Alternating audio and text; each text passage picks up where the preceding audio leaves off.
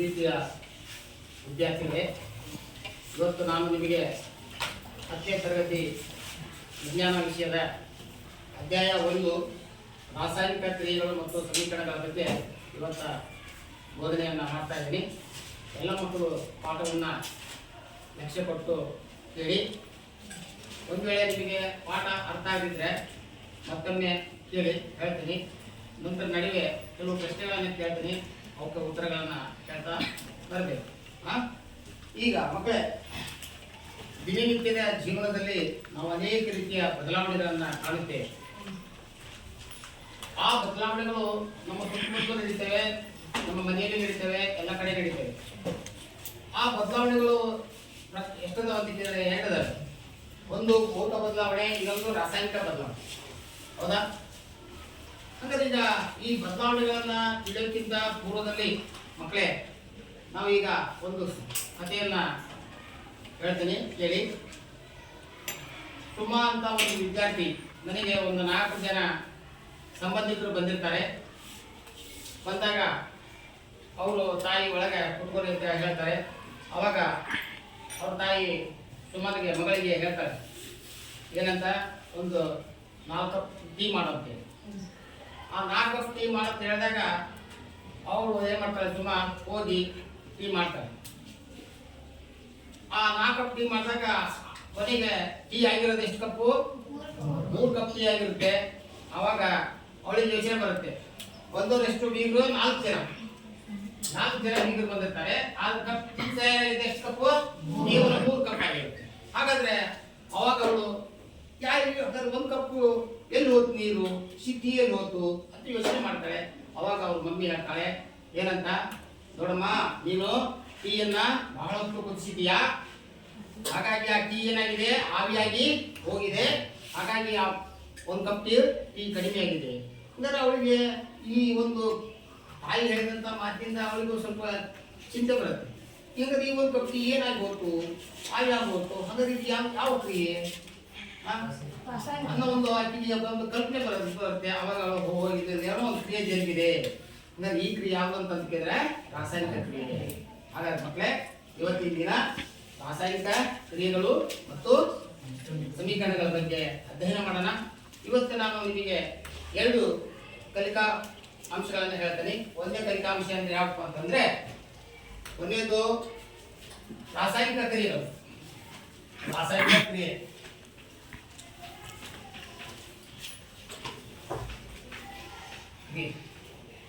ಎರಡನೇ ಕಲಿಕಾಫಲ ಅಂದ್ರೆ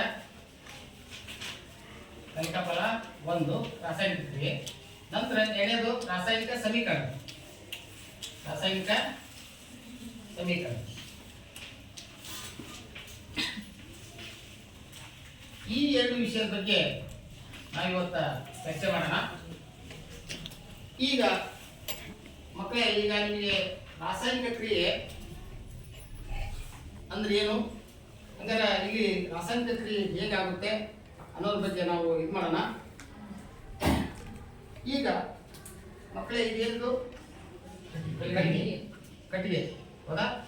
ಈ ಕಟ್ಟಿಗೆ ಇದೆಯಲ್ಲ, ಇದನ್ನು ನಾನು ಈಗ ಏನು ಮಾಡ್ತೇನೆ, ಮುರಿದೆ. ಈಗೇನಾದರೂ ಕ್ರಿಯೆ ನಡೀತಾ? ಕ್ರಿಯೆ ಇಲ್ಲ.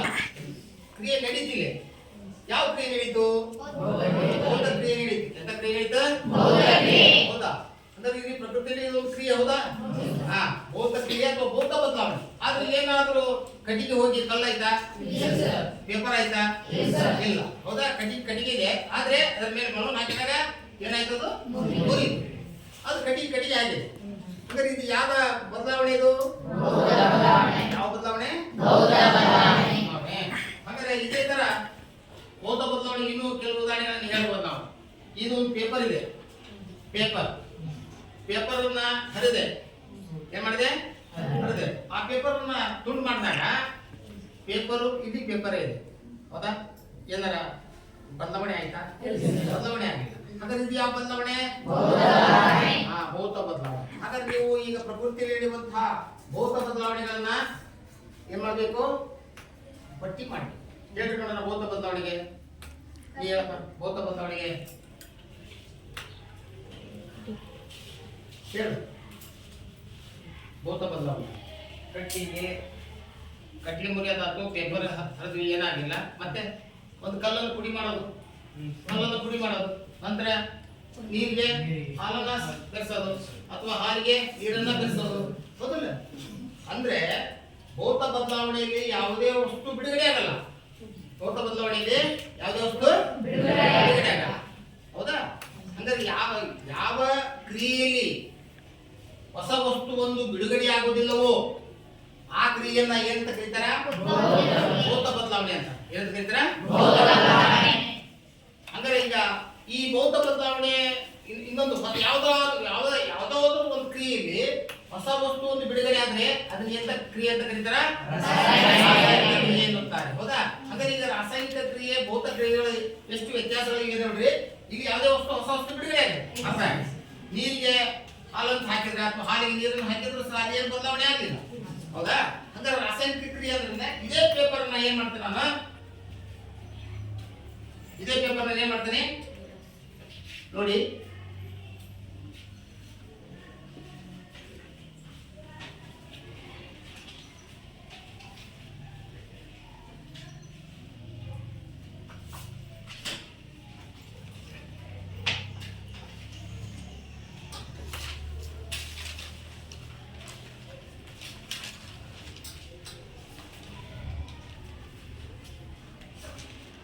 ಏನ್ ಮಾಡಿದೆ?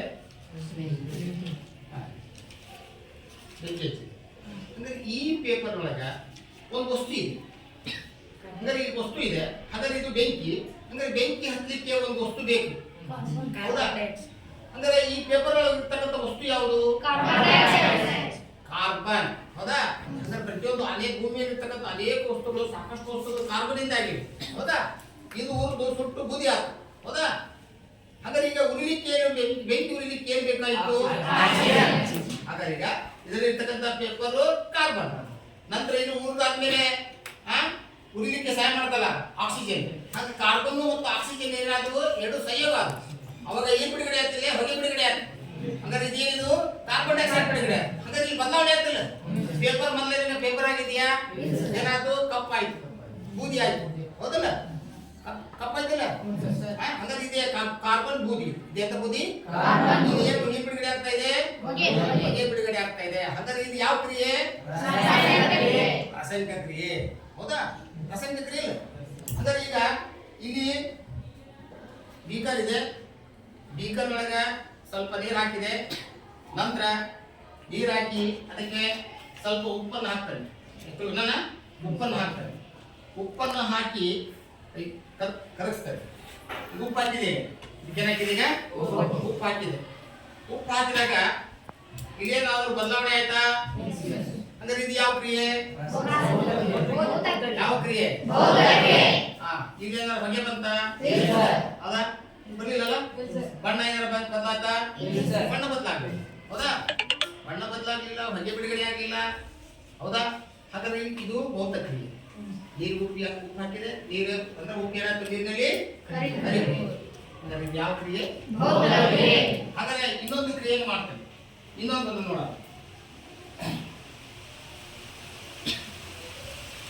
ಈಗ ಇದು ಸುಟ್ಟ ಸುಣ್ಣ.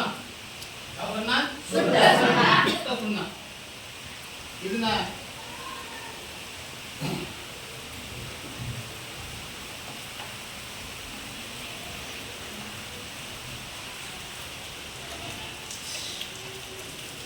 ತಗೊಂಡು ಏನ್ ಮಾಡ್ತೀನಿ? ಬೀಕರಿಗೆ ಹಾಕ್ತೇನೆ. ಏನಾಗ್ತಿದೆ? ಈಗ ಈಗ ಸುಣ್ಣ ಇಟ್ಟಿದ್ದಾರೆ. ಇದಕ್ಕೆ ನಾನೇನ್ ಮಾಡ್ತೀನಿ? ಬಿಸಿನೀರು ಹಾಕ್ಬೇಕು. ಆದ್ರೆ ಈಗ ಬಿಸಿನೀರಿಲ್ಲ, ಏನಾಗ್ತಿದೆ? ಈಗ ತಣ್ಣೀರು ಹಾಕ್ತೇನೆ. ಏನಾಗ್ತಾನೆ? ತಣ್ಣೀರು ಹಾಕ್ತೇನೆ. ಈ ತಣ್ಣೀರು ಹಾಕಿದ ತಕ್ಷಣ ಇದೇನು ಬದಲಾವಣೆ ಆಗ್ತದೆ ನೋಡೋಣ. ಎಲ್ಲ ಗಮನಿಸ್ರಿ.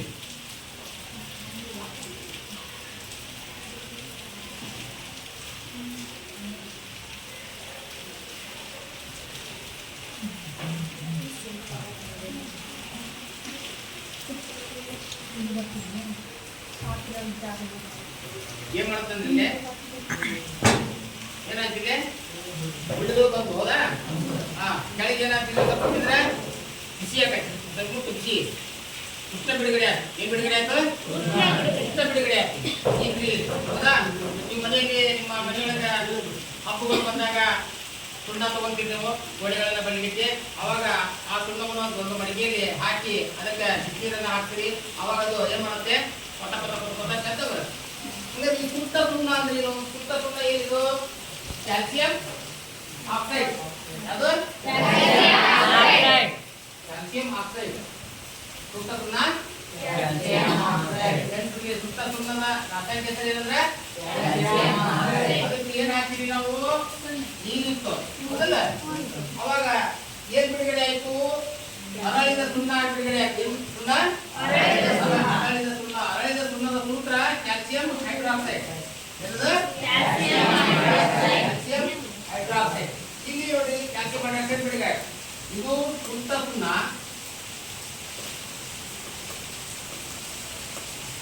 ಇದು ನೀರು, ಇದು ಅರಳಿದ ಸುಣ್ಣ. ಅರಳಿದ ಸುಣ್ಣದ ಸೂತ್ರ ಯಾವುದು?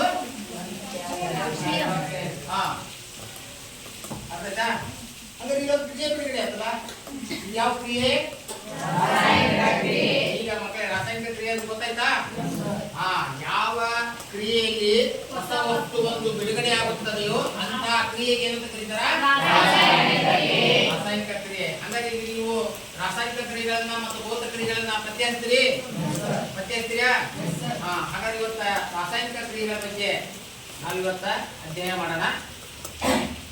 ಈಗ ಮಕ್ಕಳೇ ರಾಸಾಯನಿಕ ಕ್ರಿಯೆ ಅಂದ್ರೆ ಈಗಾಗಲೇ ಗೊತ್ತಾಯ್ತು. ಈಗ ರಾಸಾಯನಿಕ ಕ್ರಿಯೆ ಜರುಗಬೇಕಾದ್ರೆ ಯಾವ ಘಟನೆಗಳು ಸಂಭವಿಸ್ತವು ಅದು ಬಹಳ ಇಂಪಾರ್ಟೆಂಟ್. ನಿಮಗೆ ಪರೀಕ್ಷೆಯಲ್ಲಿ ಕೇಳ್ತಾರ 2 ಮಾರ್ಕ್ಸಿಗೆ. ರಾಸಾಯನಿಕ ಕ್ರಿಯೆ ಎಂದರೇನು? ರಾಸಾಯನಿಕ ಕ್ರಿಯೆ ಜರುಗಿದೆ ಎಂದು ಯಾವ ಅಂಶಗಳ ಆಧಾರದ ಮೇಲೆ ಹೇಳ್ತೀವಿ ಅನ್ನೋದಕ್ಕೆ ಏನ್ ಬಿಡುಗಡೆ ಆಗ್ಬೇಕಿಲ್ಲ. ರಾಸಾಯನಿಕ ಕ್ರಿಯೆ ಜರಗಬೇಕಾದ್ರೆ ಬರ್ಕೊಂಡ್ರೆ ಈಗ ರಾಸಾಯನಿಕ ಕ್ರಿಯೆ ಬಗ್ಗೆ ನೋಡೋಣ. ರಾಸಾಯನಿಕ ಕ್ರಿಯೆ ಜರುಗಿದೆ ಅಂತ ಹೇಳಲಿಕ್ಕೆ ಏನ್ ಬಿಡುಗಡೆ ಆಗ್ಬೇಕಂತ ಹೇಳಿದ್ರೆ, ಒಂದೇದು ಸ್ಥಿತಿ ಬದಲಾಗಬೇಕು. ಏನ್ ಬಿಡುಗಡೆ ಆಗ್ಬೇಕು? ಸ್ಥಿತಿ ಬದಲಾವಣೆ ಆಗ್ಬೇಕು. ಎರಡನೇದು ಏನ್ ಬಿಡುಗಡೆ ಆಗ್ಬೇಕು? ಅನಿಲ ಬಿಡುಗಡೆ ಆಗ್ಬೇಕು. ಏನ್ ಬಿಡುಗಡೆ ಆಗ್ಬೇಕು? ಅನಿಲ ಬಿಡುಗಡೆ ಆಗ್ಬೇಕು. ನಂತರ ಏನ್ ಬಿಡುಗಡೆ ಆಗ್ಬೇಕು? ಬಣ್ಣ ಬದಲಾವಣೆ ಆಗ್ಬೇಕು.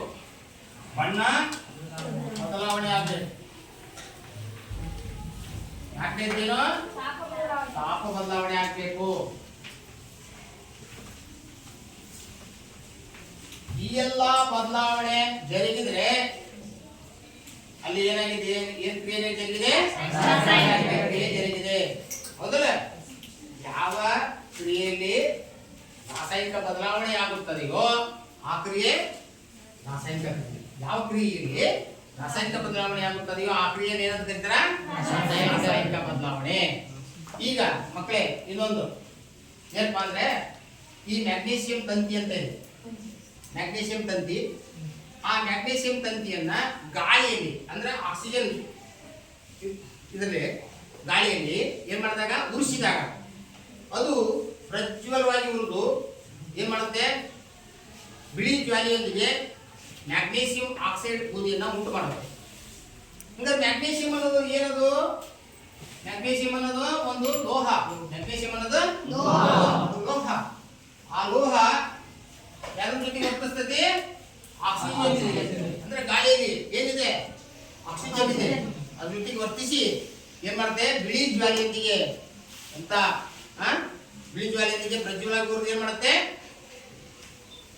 ಮ್ಯಾಗ್ನೀಸಿಯಂ ಆಕ್ಸೈಡ್ ಎಂಬ ಬೂದಿಯನ್ನ ಉಂಟು ಮಾಡುತ್ತೆ. ಈಗ ನಾವು ಪೇಪರ್ ಉರಿಸಿದಾಗ ಬೂದಿ ಉತ್ಪತ್ತಿ ಆಯ್ತಲ್ಲ, ಅದೇ ತರ ಮ್ಯಾಗ್ನೀಸಿಯಂ ತಂತಿಯನ್ನ ಉರಿಸಿದಾಗ ಏನ್ ಬಿಡುಗಡೆ ಆಗುತ್ತೆ?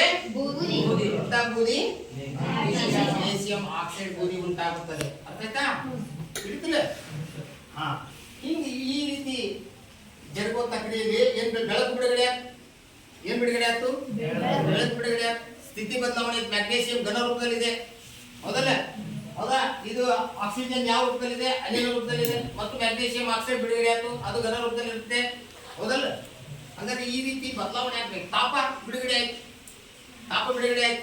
ಸ್ಥಿತಿ ಬದಲಾವಣೆ ಆಯ್ತು, ಬಣ್ಣ ಬಿಡುಗಡೆ ಆಯ್ತು. ಅಂದ್ರೆ ಎಲ್ಲ ರಾಸಾಯನಿಕ ಕ್ರಿಯೆ ಎಲ್ಲ ಜರುಗಿದ್ರೆ ಅದು ರಾಸಾಯನಿಕ ಕ್ರಿಯೆ ಜರುಗಿದೆ ಅಂತ ಅರ್ಥ. ಇದನ್ನ ಎಕ್ಸಾಮ್ನಲ್ಲಿ 2 ಮಾರ್ಕ್ಸಿಗೆ ಕೇಳ್ತಾರೆ. ಎಕ್ಸಾಮ್ ಎಷ್ಟು ಮಾರ್ಕ್ಸಿಗೆ ಕೇಳ್ತಾರೆ? 2 ಮಾರ್ಕ್ಸಿಗೆ. ರಾಸಾಯನಿಕ ಕ್ರಿಯೆ ಜರುಗಿದೆ ಎಂದು ಯಾವ ಅಂಶಗಳ ಆಧಾರದ ಮೇಲೆ ಹೇಳಲಾಗುತ್ತದೆ? ಗಟ್ಟಿ ಹೇಳು. ತಾಪ ಬದಲಾವಣೆ ಇವು ಜರುಗಿದ್ರೆ ಮಾತ್ರ ಅಲ್ಲಿ ರಾಸಾಯನಿಕ ಕ್ರಿಯೆ ಜರುಗಿದೆ ಅಂತ. ಹಾಗೆ ದಿನನಿತ್ಯದ ಜೀವನದಲ್ಲಿ ಅನೇಕ ಇಂಥ ರಾಸಾಯನಿಕ ಕ್ರಿಯೆಗಳು ಜರುಗುತ್ತವೆ. ಈಗ ಮನೆಯಲ್ಲಿ ಅಡಿಗೆ ಮಾಡೋದು ಒಂದು ರಾಸಾಯನಿಕ ಕ್ರಿಯೆ, ಹೌದಾ? ಅಡಿಗೆ ಮಾಡೋದು ಹೌದಾ? ಅಡಿಗೆ ಮಾಡಕ್ಕೆ ನಾವು ಅನೇಕ ವಸ್ತುಗಳನ್ನ ಬಳಸ್ತೇವೆ, ಹೌದಾ? ನಾವು ಉಪ್ಪಿಟ್ಟು ಮಾಡೋದು ಏನ್ ಮಾಡೋದು? ಉಪ್ಪಿಟ್ಟು ಮಾಡುವ ವಿಧಾನ ಹೇಗೆ ಅಂತ ಕೇಳಿದ್ರೆ ಆಲ್ಮೋಸ್ಟ್ ಅಲ್ಲ ಹೆಣ್ಮಕ್ಳಿಗೆಲ್ಲ ಗೊತ್ತಿದೆ, ಗೊತ್ತಲ್ಲಮ್ಮ? ಉಪ್ಪಿಟ್ಟು ಮಾಡಲಿಕ್ಕೆ ರವೆ ಪ್ರತಿಯೊಂದು ಸಾಮಾನುಗಳನ್ನ ಈರುಳ್ಳಿ, ಟೊಮೆಟೊ, ಮೆಣಸಿನಕಾಯಿ ಎಲ್ಲ ತಗೊಂತೀವಿ, ಹೌದಾ? ಅದಕ್ಕೊಂದು ವಿಧಾನ ಇದೆ, ಅದ್ರ ಪ್ರಕಾರ ಮಾಡ್ತೀವಿ. ಅಂದ್ರೆ ಪಾತ್ರೆಯನ್ನು ಒಲೆ ಮೇಲೆ ಇಟ್ಟು ಗ್ಯಾಸ್ ಮೇಲೆ ಇಟ್ಟು ನಂತರ ಅದಕ್ಕೆ ಎಣ್ಣೆ ಹಾಕಿ ನಂತರ ಗ್ಯಾಸನ್ನು ಹಚ್ತೀವಿ. ಅವಾಗ ಅದಕ್ಕೆ ಬೇಕಾಗಿರ್ತಕ್ಕಂಥ ಎಲ್ಲ ಐಟಮ್ಸ್ಗಳನ್ನ ಹಾಕಿದ ಮೇಲೆ ನಂತರ ಕಾಸ್ತೀವಿ. ಒಂದು 5-10 ನಿಮಿಷ ಏನ್ ಮಾಡ್ತೀರಿ? ಆ ಉಪ್ಪಿಟ್ಟನ್ನ ಏನ್ ಮಾಡ್ತೀರಿ? ನೀರು ಹಾಕಿ ರವೆ ಹಾಕಿ ಎಲ್ಲ ತರಕಾರಿ ಹಾಕೆಲ್ಲ ಏನ್ ಮಾಡ್ತೀರಿ? ಚಮಚದಿಂದ ಕೈಯಾಡಿ ಕಾಯಕ್ಕೆ ಬಿಡ್ತೀವಿ. ಅದು ಪಾತ್ರೆ ಮೇಲೆ ಒಂದು ಮುಸಳ ಮುಸ್ತೀರಿ. ಇದು ಒಂದು 10-15 ನಿಮಿಷದೊಳಗೆ ಉಪ್ಪಿಟ್ಟು ಏನಾಯ್ತು? ರೆಡಿ ಆಗುತ್ತೆ. ಆದ್ರೆ ಉಪ್ಪಿಟ್ಟು ಮಾಡ್ಲಿಕ್ಕೆ ಇದು ಒಂದು ರಾಸಾಯನಿಕ ಒಂದು ಇರ್ತದೆ. ಇದು ರಾಸಾಯನಿಕ ಮನೆಗೆ ಅಡಿಗೆ ಮಾಡೋದು, ಸಾರು ಮಾಡೋದು, ಪಲ್ಯ ಮಾಡೋದು, ಪ್ರತಿಯೊಂದು ರಾಸಾಯನಿಕ ಕ್ರಿಯೆ ಹೌದಾ? ಅಂದ್ರೆ ನಮ್ಮ ದಿನನಿತ್ಯದ ಜೀವನದಲ್ಲಿ ಅನೇಕ ರಾಸಾಯನಿಕ ಕ್ರಿಯೆಗಳನ್ನ ನಾವು ಕಾಣ್ತೀವಿ. ರೈತರ ಮಕ್ಕಳಿಗೆ ರಾಸಾಯನಿಕ ಅಂದರೆ ಇಂಥ ರಾಸಾಯನಿಕ ಕ್ರಿಯೆಗಳನ್ನ ನಾವು ಸಮೀಕರಣದ ರೂಪದಲ್ಲಿ ವ್ಯಕ್ತಪಡಿಸೋದು. ಯಾವ ರೂಪದಲ್ಲಿ? ಅಂದ್ರೆ ರಾಸಾಯನಿಕ ಸಮೀಕರಣ ಅಂದ್ರೆ ಏನು? ರಾಸಾಯನಿಕ ಸಮೀಕರಣ ಅಂದ್ರೆ ರಾಸಾಯನಿಕ ಕ್ರಿಯೆಗಳನ್ನ ವೈಜ್ಞಾನಿಕವಾಗಿ ಸಂಕ್ಷಿಪ್ತವಾಗಿ ಏನ್ ಮಾಡೋದು? ಬರೆಯೋದಕ್ಕೆ ಅಂತ ಕರೀತಾರೆ. ರಾಸಾಯನಿಕ ಕ್ರಿಯೆಗಳನ್ನ ಏನ್ ಮಾಡೋದು? ಸಂಕ್ಷಿಪ್ತವಾಗಿ ಮತ್ತು ವೈಜ್ಞಾನಿಕ ರೀತಿಯಲ್ಲಿ ಬರೆಯೋದಕ್ಕೆ ಅಂತ ಕರೀತಾರೆ ರಾಸಾಯನಿಕ ಸಮೀಕರಣ ಎನ್ನುತ್ತಾರೆ. ಓಕೆ, ಹಾಗಾದ್ರೆ ಈಗ ನಾವು ಕಲಿಕಾಫಲ 2 ರಾಸಾಯನಿಕ ಸಮೀಕರಣಗಳ ಬಗ್ಗೆ ನೋಡೋಣ. ಕಲಿಕಾಫಲ 2 ಯಾವುದು? ರಾಸಾಯನಿಕ ಸಮೀಕರಣ.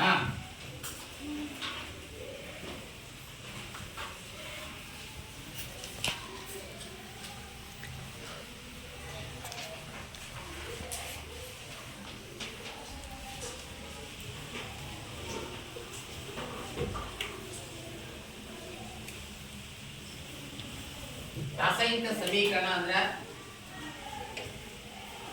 ಹೇಳಿ ಯಾವ್ದ್ರಿ? ರಾಸಾಯನಿಕ ಕ್ರಿಯೆಗಳನ್ನ ಅಥವಾ ರಾಸಾಯನಿಕ ಕ್ರಿಯೆಯನ್ನ ಸಂಕ್ಷಿಪ್ತವಾಗಿ ವೈಜ್ಞಾನಿಕವಾಗಿ ಬರೆಯೋದಕ್ಕೆ ಏನಂತ ಕರೀತಾರೆ? ರಾಸಾಯನಿಕ ಸಮೀಕರಣ. ಇದಕ್ಕೆ ಸಮೀಕರಣಕ್ಕೆ ಇಕ್ವೇಷನ್ಸ್ ಅಂತ ಕರೀತಾರೆ. ಆ ಕ್ರಿಯೆಗಳಿಗೆ ರಾಸಾಯನಿಕ ಕೆಮಿಕಲ್ ರಿಯಾಕ್ಷನ್ಸ್ ಅಂತ ಕರೀತಾರೆ. ಆಮೇಲೆ ಈ ರಾಸಾಯನಿಕ ಸಮೀಕರಣ ನಾವು ಹೆಂಗ್ ಬರಿತೀವಿ, ನಂತರ ರಾಸಾಯನಿಕ ಸಮೀಕರಣದಲ್ಲಿ ಏನೇನು ಬರ್ತಾವು ಅನ್ನೋದನ್ನ ನಾವೀಗ ಚರ್ಚೆ ಮಾಡ್ತೀವಿ. ರಾಸಾಯನಿಕ ಸಮೀಕರಣದಲ್ಲಿ 2 ಅಂಶಗಳು ಬರ್ತವೆ. ಈಗ ನಾನೀಗ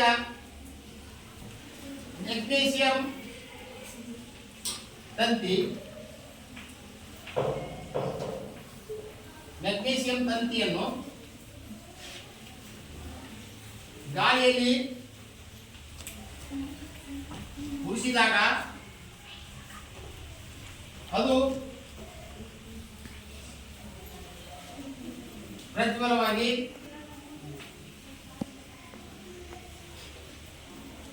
ಬಿಳಿ ಜ್ವಾಲೆಯೊಂದಿಗೆ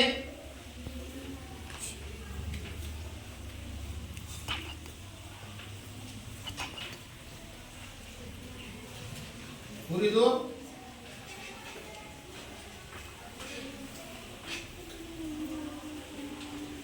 ಮೆಗ್ನೀಸಿಯಂ ಆಕ್ಸೈಡ್ ಬೂದಿ ಉಂಟಾಗುತ್ತದೆ. ಮೆಗ್ನೀಸಿಯಂ ಆಕ್ಸೈಡ್ ಬೂದಿ ಉಂಟಾಗುತ್ತದೆ. ಇದು ಮಕ್ಕಳೇ ಹೇಳಿ, ಇದು ವಾಕ್ಯ ರೂಪ, ವಾಕ್ಯ ರಚನೆ. ಅಂದರೆ ಇದನ್ನು ನಾವು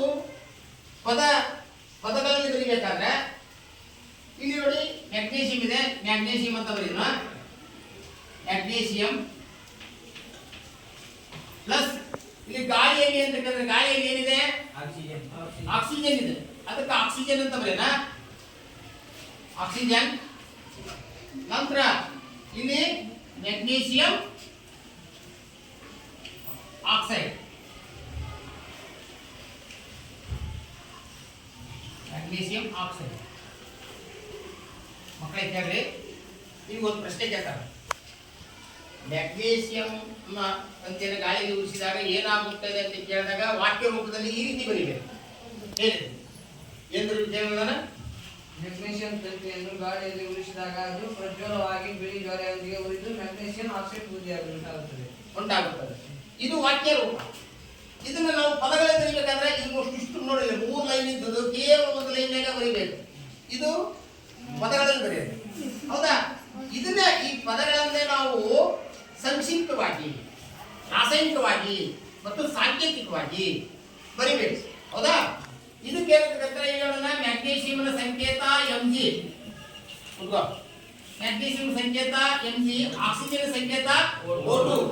ಅವಾಗ ಮ್ಯಾಗ್ನೀಷಿಯಂ ಆಕ್ಸೈಡ್ ಉಂಟಾಗುತ್ತದೆ. ಏನುಂಟಾಗುತ್ತದೆ? ಮ್ಯಾಗ್ನೀಷಿಯಂ ಆಕ್ಸೈಡ್ ಉಂಟಾಗುತ್ತದೆ. ಇದು ಸಾಂಕೇತಿಕ ರೂಪ, ಹೌದಲ್ಲ? ಹಾಗಾದ್ರೆ ಇದು ರಾಸಾಯನಿಕ ಕ್ರಿಯೆ ಜರುಗಿದೆ. ಹಾಗಾದ್ರೆ ಇದನ್ನ ಸಮೀಕರಣ ರೂಪದಲ್ಲಿ ಬರೀಬೇಕಲ್ವಾ, ಹೌದಲ್ಲ? ಸಂಕ್ಷಿಪ್ತವಾಗಿ ಬರೀದಲ್ವಾ, ಹೌದಾ? ಇದು ಪದ ರೂಪ, ಇದು ಸಾಂಕೇತಿಕ ರೂಪ. ಹಾಗಾದ್ರೆ ಈ ಮ್ಯಾಗ್ನೀಷಿಯಂ ಧಾತುವಿನ ಸಂಕೇತ, ಆಕ್ಸಿಜನ್ ಧಾತುವಿನ ಸಂಕೇತ. ಇದು ಮ್ಯಾಗ್ನೀಷಿಯಂ ಆಕ್ಸೈಡ್, ಹೌದಾ? ಹಾಗಾಗಿ ಈಗ ಇದು ಏನಿದು ಸಮೀಕರಣ. ಇದೆಂತ ಸಮೀಕರಣ? ರಾಸಾಯನಿಕ ಸಮೀಕರಣ. ರಾಸಾಯನಿಕ ವಸ್ತುಗಳನ್ನ ಅಥವಾ ರಾಸಾಯನಿಕ ಕ್ರಿಯೆಯನ್ನ ಸಂಕ್ಷಿಪ್ತವಾಗಿ, ಸಾಂಕೇತಿಕವಾಗಿ ಬರೆಯುವುದಕ್ಕೆ ಅಥವಾ ನಿರೂಪಿಸುವುದಕ್ಕೆ ಏನಂತ ಕರೀತಾರ? ರಾಸಾಯನಿಕ ಸಂಕೇತ ಎನ್ನುತ್ತಾರೆ, ರಾಸಾಯನಿಕ ಸಮೀಕರಣ ಎನ್ನುತ್ತಾರೆ. ಅರ್ಥ ಆಯ್ತಾ ಮಕ್ಕಳೇ? ತಿಳಿತಾ? ಹಾಗಾದ್ರೆ ಈಗ ಈ ರಾಸಾಯನಿಕ ಸಮೀಕರಣದಲ್ಲಿ ಯಾವ್ಯಾವ ಅಂಶಗಳು ಬರ್ತವು ಅವುಗಳ ಬಗ್ಗೆ ತಿಳಿಯೋಣ. ಹಂಗಾರೆ ರಾಸಾಯನಿಕ ಸಮೀಕರಣದಲ್ಲಿ ಬರುವ ಪ್ರಮುಖ ಅಂಶಗಳನ್ನ ಪಟ್ಟಿ ಮಾಡಿ ಅಂತ 3 ಮಾರ್ಕ್ಸಿನ ಪ್ರಶ್ನೆ ಕೇಳ್ತಾರೆ. ರಾಸಾಯನಿಕ ಸಮೀಕರಣದಲ್ಲಿ ಯಾವ್ಯಾವ ಅಂಶಗಳು ಬರ್ತವೆ ಅದನ್ನ ಏನ್ ಮಾಡಿ ಪಟ್ಟಿ ಮಾಡಿ ಅಂತ ಬರ್ತದೆ. ಈಗ ರಾಸಾಯನಿಕ ಸಮೀಕರಣದಲ್ಲಿ ಬರ್ತಕ್ಕಂಥ ಪ್ರಮುಖ ಅಂಶಗಳ ಬಗ್ಗೆ ಚರ್ಚೆ ಮಾಡೋಣ.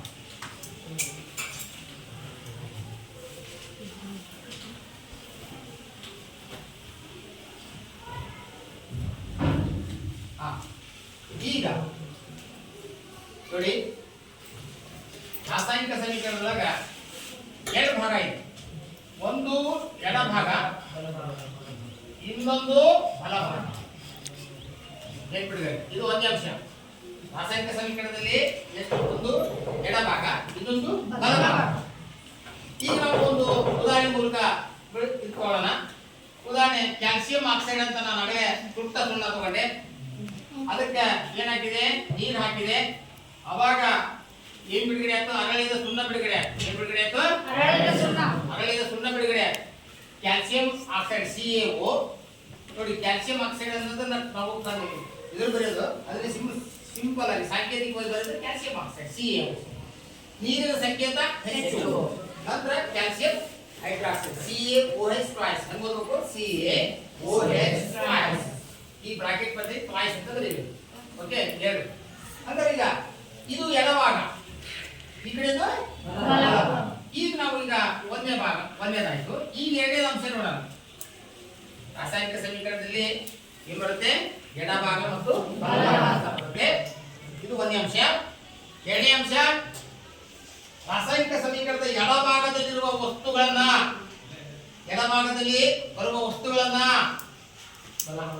ಪ್ರತಿವರ್ತಕಗಳು ಅಂತ ಕರೀತಾರೆ. ಏನ್ ಕರೀತಾರ? ರಾಸಾಯನಿಕ ಸಮೀಕರಣದಲ್ಲಿ ಬರ್ತಕ್ಕಂಥ ಎಡಭಾಗದಲ್ಲಿ ಬರ್ತಕ್ಕಂಥ ವಸ್ತುಗಳು ಏನಂತ ಕರೀತಾರ? ಪ್ರತಿವರ್ತಕಗಳು ಅಂತ ಕರೀತಾರೆ. ರಾಸಾಯನಿಕ ಕ್ರಿಯೆಯಲ್ಲಿ ಬಲಭಾಗದಲ್ಲಿ ಬರುವ ವಸ್ತುಗಳನ್ನು ಏನಂತ ಕರೀತಾರ? ಏನ್ ಕರೀತಾರ? ಉತ್ಪನ್ನಗಳು. ಇದು 2ನೇ ಅಂಶ. ಎಷ್ಟನೇ ಅಂಶ ಇದು?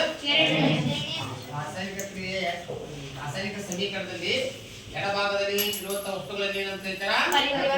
ಪ್ರತಿವರ್ತಕಗಳು. ಹೇಳಿ,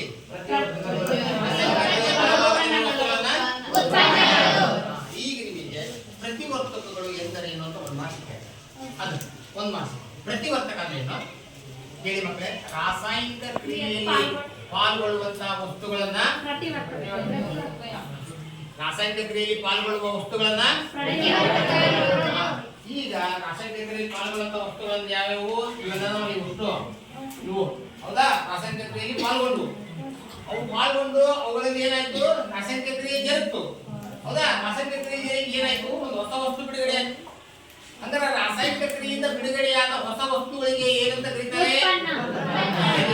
ಏನಂತ ಕರೀತಾರೆ ರಾಸಾಯನಿಕ ಕ್ರಿಯೆಯಿಂದ ಬಿಡುಗಡೆಯಾದ ಹೊಸ ವಸ್ತುಗಳನ್ನ ಏನಂತ ಕರೀತಾರೆ ಉತ್ಪನ್ನಗಳು ಅಂತ ಕರೀತಾರೆ ಅಂತ ಮಕ್ಕಳೇ ಈಗ ರಾಸಾಯನಿಕ ಕ್ರಿಯೆಯಲ್ಲಿ ಬಿಡುಗಡೆಯಾಗುವಂತಹ ಹೊಸ ವಸ್ತುಗಳು ಉತ್ಪನ್ನಗಳು ಇವಕ್ಕ ರಿಯಾಕ್ಟೆಂಟ್ಸ್ ಅಂತ ಕರೀತಾರೆ ಇಂಗ್ಲಿಷ್ನಾಗ ಪ್ರತಿವರ್ತಕಗಳನ್ನ ಏನಂತ ಕರೀತಾರೆ ರಿಯಾಕ್ಟೆಂಟ್ಸ್ ಉತ್ಪನ್ನಗಳನ್ನ ಪ್ರಾಡಕ್ಟ್ಸ್ ಅಂತ ಕರೀತಾರೆ ಓಕೆ ಈಗ ನಿಮಗೆ ಒಂದು ಮಾರ್ಕ್ಸ್ ಕೇಳಂತ ಪ್ರಶ್ನೆ ಪ್ರತಿವರ್ತಕಗಳು ಎಂದರೇನು ಅಂತ ಒಂದು ಮಾರ್ಕ್ಸ್ಗೆ ಖಂಡಿತ ಕೇಳ್ತಾರೆ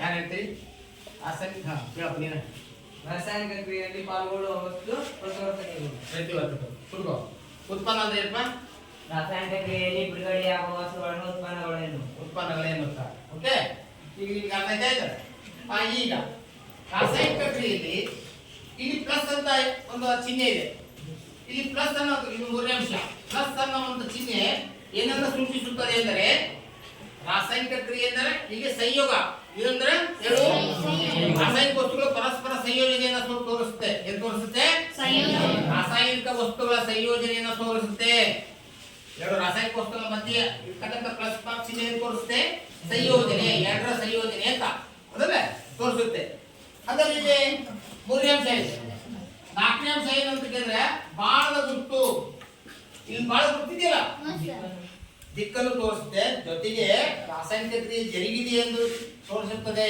ಏನ್ ತೋರಿಸುತ್ತೆ ಬಾಳ ಗುರುತು ಏನನ್ನು ಸೂಚಿಸುತ್ತೆ ಏನ್ ಮಾಡುತ್ತೆ ಜರುಗಿದೆ ಎಂದು ತೋರಿಸುತ್ತದೆ ಬಾಣದ ಗುರುತು ನಂತರ ಇಲ್ಲಿ ಉತ್ಪನ್ನಗಳಲ್ಲಿ ಉತ್ಪನ್ನ ಬಿಡುಗಡೆ ಆಗ್ತಿದೆ ಉತ್ಪನ್ನಗಳಲ್ಲಿ ಒಮ್ಮೊಮ್ಮೆ ಈ ರೀತಿ ಬಾಣದ ಗುರುತು ಮೇಲ್ಮುಖದ ಬಾಣದ ಗುರುತು ಇದೆ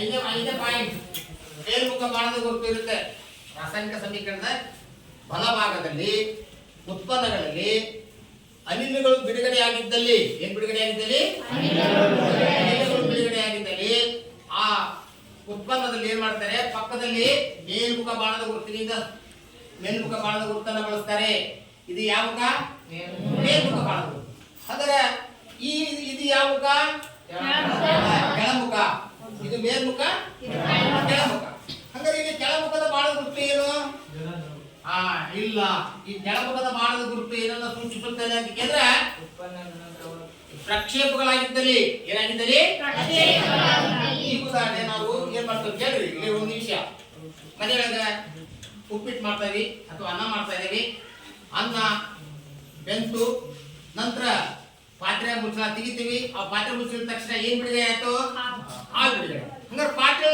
ಏನ್ ಉಳಿತು ಹಾಲು ಉಳಿತು ಹೌದಲ್ಲ ಅನ್ನ ಉಳಿತಿಲ್ಲ ಉಳಿದ ಅನ್ನೋದನ್ನ ಏನ್ ಮಾಡ್ತೀವಿ ನಾವು ಕೆಳಮುಖ ಬಾಣದ ವೃತ್ತಿಯಿಂದ ಸೂಚಿಸ್ತೇವೆ ಹೌದಲ್ಲ ವಸ್ತುಗಳು ಉಳಿತಾವಲ್ಲ ಪ್ರಕ್ಷೇಪಗಳು ಅಂತ ಏನಂತ ಪ್ರಿಸಿಪಿಟೇಟ್ ಅಂತ ಕರೀತಾರೆ ಏನ್ ಕರೀತಾರೆ ಪ್ರಿಸಿಪಿಟೇಟ್ ಅರ್ಥ ಆಯ್ತಾ ಮಕ್ಕಳೇ ಈಗ 6ನೇ ಅಂಶ 7ನೇ ಅಂಶ ಏನಪ್ಪಾ ಅಂತ ಕೇಳಿದ್ರೆ ಇಲ್ಲಿ ನೋಡಿ ಮಕ್ಕಳೇ 7ನೇ ಅಂಶ ಏನಂದ್ರೆ 7ನೇ ಅಂಶ ಏನಂದ್ರೆ ಈ ಉದಾಹರಣೆ ನಾನು ಇಲ್ಲೊಂದು ರಾಸಾಯನಿಕ ಸಮೀಕರಣದಲ್ಲಿ ಒಂದು ಕ್ಯಾಲ್ಸಿಯಂ ಆಕ್ಸೈಡ್ ಅಂತ ತಗೊಂಡೆ ಸುಟ್ಟ ಸುಣ್ಣ ಯಾವ ರೂಪದಾಗ ಇದೆ ಸುಟ್ಟ ಸುಣ್ಣ ಈ ತೋರಿಸಿದಾಗ ಸುಣ್ಣ ಯಾವ ರೂಪದಾಗ ಕಲ್ಲಿನ ರೂಪದಲ್ಲಿ ಕಲ್ಲು ಅಂದ್ರೆ ಯಾವ ರೂಪ ಸ್ಥಿತಿ ಘನ ಸ್ಥಿತಿ ಯಾವ ಸ್ಥಿತಿ ಘನ ಸ್ಥಿತಿ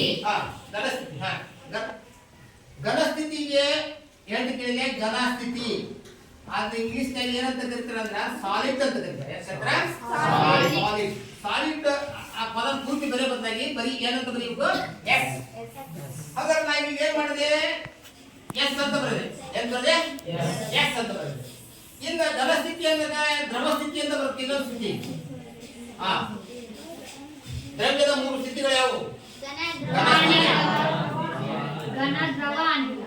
ಘನ ಸ್ಥಿತಿ ದ್ರವ ಸ್ಥಿತಿ ಅನಿಲ ಸ್ಥಿತಿ ಈಗ ನೀರು ಯಾವ ಸ್ಥಿತಿ ಒಳಗಿದೆ ನೀರು ಯಾವ ಸ್ಥಿತಿ ಒಳಗಿದೆ ದ್ರವ ಸ್ಥಿತಿ ಒಳಗಿದೆ ಆ ದ್ರವ ಸ್ಥಿತಿ ಇರ್ತಕ್ಕಂತ ನೀರಿಗೆ ಈ ಲಿಕ್ವಿಡ್ ಅಂತ ಕರೀತಾರೆ. ಏನಂತಾರೆ? ಲಿಕ್ವಿಡ್. ಇದಕ್ಕೆ ಎಲ್ ಅಂತಾರೆ. ಏನ್ ಕರೀತಾರೆ? ಎಲ್. ಅನಿಲ ಸ್ಥಿತಿಗೆ ಏನಂತ ಕರೀತಾರೆ ಅಂತ ಕೇಳಿದ್ರೆ ಗ್ಯಾಸ್ ಅಂತ ಕರೀತಾರೆ. ಏನ್ ಕರೀತಾರೆ? Gaseous state. ಅದಕ್ಕೆ ಜಿ ಅಂತ ಕರೀತಾರೆ. ಈಗ ಪ್ರಕ್ಷೇಪಗಳಾಗಿದ್ದಲ್ಲಿ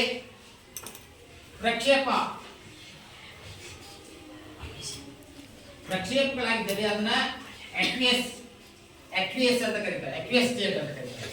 ಅದಕ್ಕೆ ಎಕ್ಯೂ ಅಂತ ಕರೀತಾರೆ.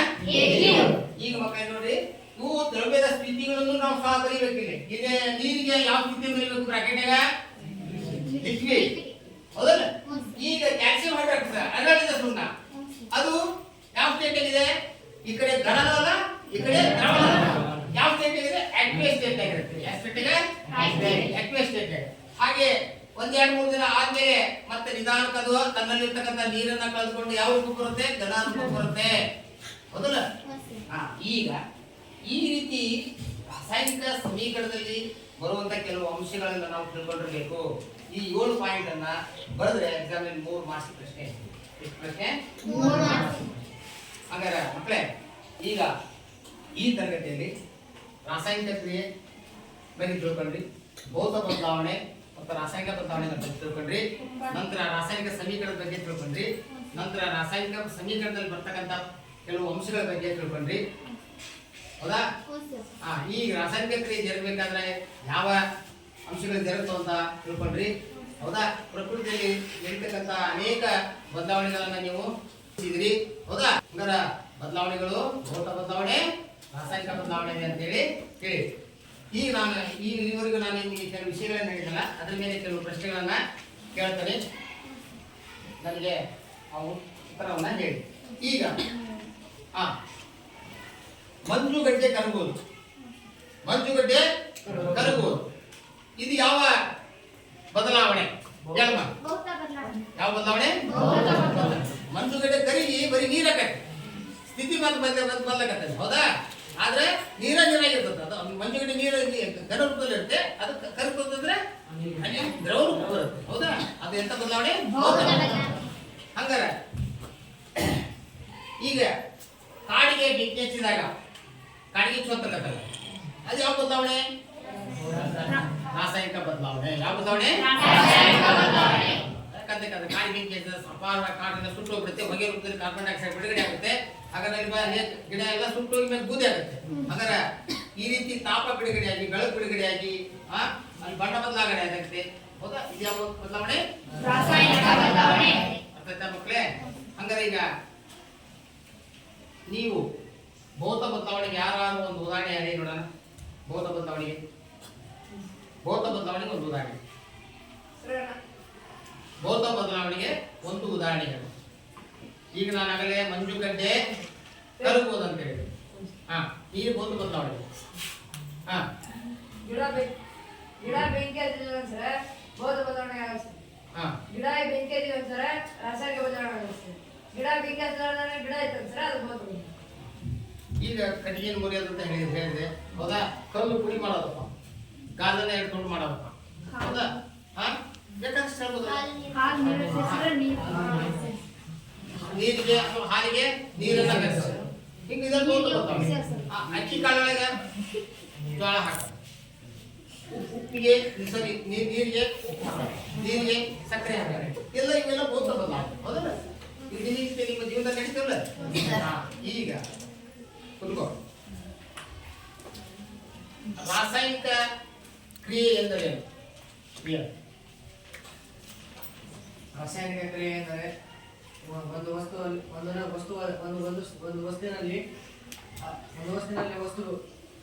ಹೊಸ ವಸ್ತು ಬಿಡುಗಡೆ ಆಗುತ್ತದೆ. ಅದು ಅವ್ನು ಹೇಳಿದ ಉತ್ತರ ಸರಿ ಸ್ವಲ್ಪ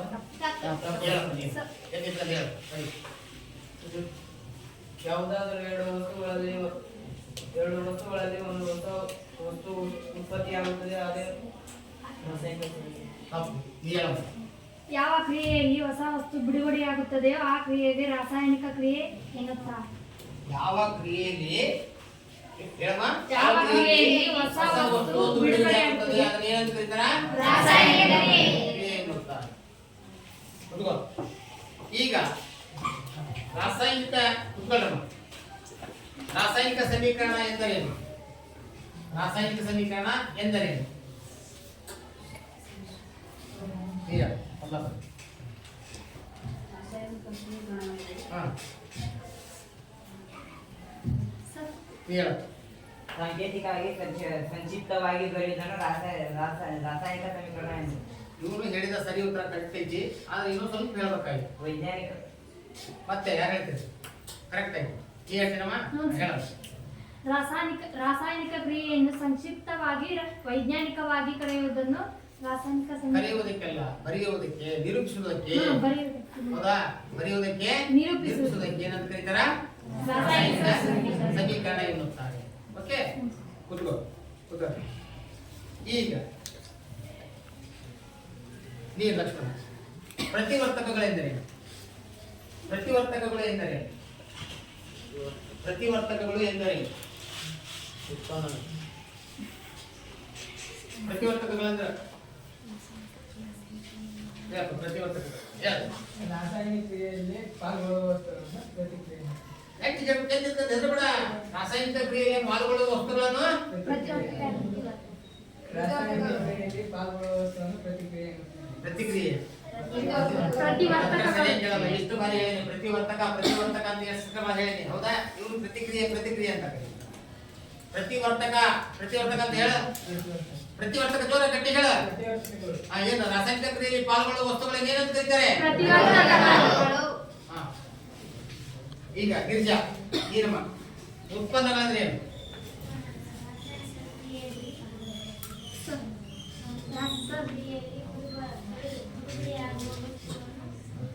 ಗಟ್ಟಿಯಾಗಿ ಹೇಳಮ್ಮ. ರಾಸಾಯನಿಕ ಕ್ರಿಯೆಯಲ್ಲಿ ಬಿಡುಗಡೆಯಾಗುವ ವಸ್ತುವನ್ನು ಉತ್ಪನ್ನ. ರಾಸಾಯನಿಕ ಕ್ರಿಯೆಯಲ್ಲಿ ಬಿಡುಗಡೆಯಾಗುವ ಹೊಸ ವಸ್ತುಗಳನ್ನು ಏನಂತ ಕರೀತಾರ? ಎನ್ನುತ್ತಾರೆ. ಅರ್ಥ ಆಯ್ತಾ ಮಕ್ಕಳೇ? ಈಗ ಕೆಲವು ಕ್ವಶನ್ಗಳನ್ನು ಬರ್ತಾರೆ. ಹೋಮ್ವರ್ಕ್ ಗೃಹಪಾಠ ಬರ್ಕೊಂಡು.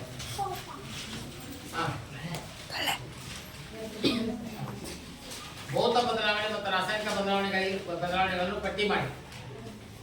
ಭೌತ ಮತ್ತು ರಾಸಾಯನಿಕ ಬದಲಾವಣೆಗಳನ್ನು ಪಟ್ಟಿ ಮಾಡಿ.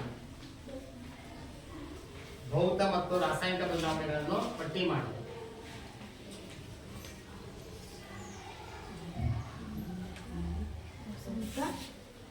ಭೌತ ಮತ್ತು ರಾಸಾಯನಿಕ ಬದಲಾವಣೆಗಳನ್ನ ಪಟ್ಟಿ ಮಾಡಿ. ನೆಕ್ಸ್ಟ್, ರಾಸಾಯನಿಕ ಕ್ರಿಯೆ ಎಂದರೇನು? ರಾಸಾಯನಿಕ ಕ್ರಿಯೆ ಎಂದರೇನು? ಒಂದು ಹೋಮ್ವರ್ಕಿಗೆ ಡೈಲಿ ಪಾಠ ಆದಂಗೆ ನಾವು ಹೋಮ್ವರ್ಕ್ಗೆ ಕ್ವಶನ್ಗಳು ನೋಡ್ತೇನೆ, ನೀಟಾಗಿ ಬರ್ಕೊಂಡ್ಬರ್ಬೇಕು, ಕಲ್ಕೊಂಡ್ಬರ್ಬೇಕಾ? ಏನ? ರಾಸಾಯನಿಕ ಕ್ರಿಯೆ ಎಂದರೇನು? ರಾಸಾಯನಿಕ ಕ್ರಿಯೆ ಜರುಗಿದೆ ಎಂದು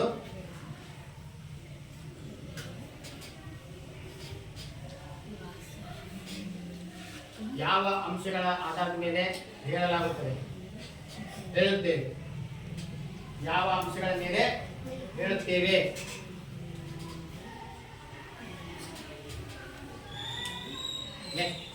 ರಾಸಾಯನಿಕ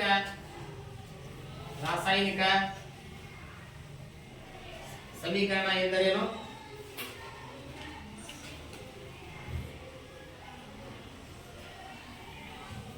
ನೆಕ್ಸ್ಟ್, ಪ್ರತಿವರ್ತಕಗಳು ಎಂದರೇನು? ಪ್ರತಿವರ್ತಕಗಳು ಎಂದರೇನು? ನೆಕ್ಸ್ಟ್, ಉತ್ಪನ್ನಗಳು ಎಂದರೇನು? ಉತ್ಪನ್ನಗಳು ಎಂದರೇನು?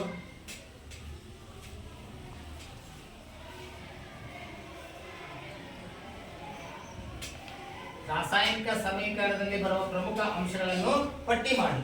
ಈ ಹೇಳಿದಲ್ಲಿದೆ 7. ರಾಸಾಯನಿಕ ಸಮೀಕರಣದಲ್ಲಿ ಬರುವ ಪ್ರಮುಖ ಅಂಶಗಳನ್ನ ಪಟ್ಟಿ ಮಾಡಿ.